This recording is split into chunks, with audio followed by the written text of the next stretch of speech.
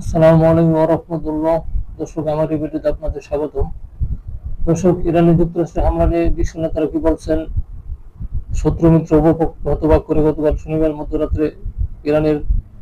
মধ্যরাতের পর ইরানের 3টি পারমাণবিক স্থাপনা হামলা চালিয়ে বসেছেন মার্কিন প্রেসিডেন্ট ডোনাল্ড ট্রাম্প। তার মধ্য দিয়ে তিনি যুক্তরাষ্ট্রকে মধ্যপ্রাচ্যের সংঘাতে সরাসরি জড়িয়ে ফেললেন। ট্রাম্পের পদক্ষেপ মধ্যপ্রাচ্য জুড়ে সংঘাত আরো বিপজ্জনক রূপ নেওয়ার ঝুঁকি বেড়েছে।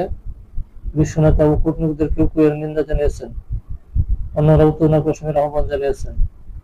জাতিসংঘ সামাজিক যোগাযোগ মাধ্যমে পুষ্টি জাতিসংঘের মহাসচিব অ্যান্টোনিও গুতেরেস বলেছেন, তিনি গভীরভাবে উদ্বিগ্ন।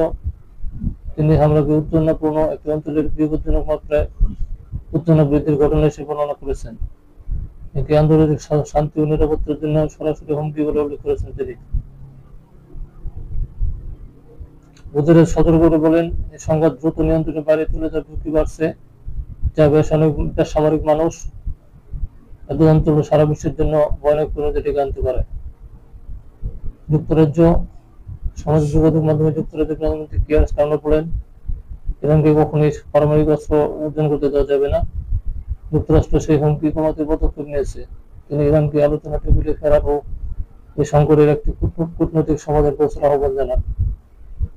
অস্ট্রেলিয়া সরকারের পক্ষ থেকে এক বিবৃতিতে বলা হয়, আমরা পরিষ্কারভাবে বলছি, ইরানের পারমাণবিক ও ব্যালিস্টিক ক্ষেপণাস্ত্র কর্মসূচি আন্তর্জাতিক শান্তি ও নিরাপত্তার জন্য একটি হুমকি।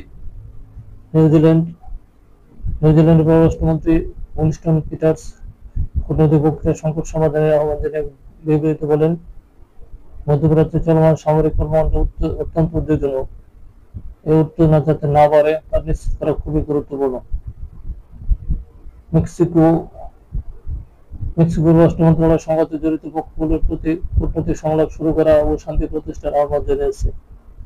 চিলি প্রেসিডেন্ট গাব্রিয়েল বোরিক বলেন, আন্তর্জাতিক আইনে আমরা অবৈধ। সামাজিক যোগাযোগ মাধ্যমে তিনি রাখেন, আমরা শান্তি চাই এবং শান্তি প্রয়োজন। ভেনেজুয়েলা পররাষ্ট্রমন্ত্রী ইভান গিল সামাজিক যোগাযোগ মাধ্যমে টেলিগ্রামে এক পোস্টে ইরানের উপর যুক্তরাষ্ট্রের হামলাকে অবৈধ, অযৌক্তিক ও ভীষণ বিপজ্জনক আগ্রাসন বলে বর্ণনা করেছেন। সৌদি আরব বিবিসি জানায়, সৌদি আরব পররাষ্ট্র মন্ত্রণালয় বিবৃতিতে বলেছে, রিয়াদ গভীর উদ্বেগের সঙ্গে ইসলামিক প্রজাতন্ত্র ইরানের চলমান পরিস্থিতি পর্যবেক্ষণ করেছে, বিশেষ করে দেশটির পারমাণবিক স্থাপনাগুলো লক্ষ্য করে যুক্তরাষ্ট্রের হামলার বিষয়টি। বিবৃতি উত্তেজনা কমাতে সংযম প্রদর্শন এবং সংঘাত এড়ানোর প্রয়োজনীয়তার উপর গুরুত্ব আরোপ করা হয়। আন্তর্জাতিক সম্প্রদায়ের প্রতি এ সংকটের একটি রাজনৈতিক সমাধানে পৌঁছার প্রচেষ্টা জোরদার করার আহ্বান জানিয়েছেন সৌদি আরব। দর্শক, ভালো থাকবেন। আল্লাহ হাফেজ।